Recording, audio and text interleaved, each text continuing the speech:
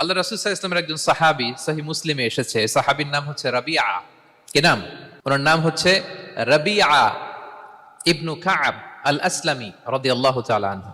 উনি বলেন, কুনতু আবিতু ইনদা রাসূলিল্লাহ, একবার আমি রাত্রিবেলা রাসূল সাল্লাল্লাহু আলাইহি ওয়াসাল্লামের সাথে ছিলাম, কোন এক কারণে রাসূলের সাথে রাত কাটিয়েছি। তো রাসূল সাল্লাল্লাহু আলাইহি ওয়াসাল্লাম যেহেতু তাহাজ্জুদের সালাত পড়েন, তো তিনি বলেন, আমি মাঝরাতে উঠে একটা গামলা দিয়ে, পাত্র দিয়ে অজুর পানি নিয়ে আসছি বিশ্বনবীর জন্য, এনে দিলাম।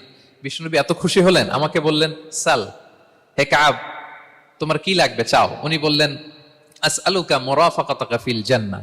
উনি বললেন, ইয়া রাসূলুল্লাহ, আপনি যদি কিছু চাইতেই বলেন তাহলে আমি জান্নাতে আপনার সাথে থাকতে চাই।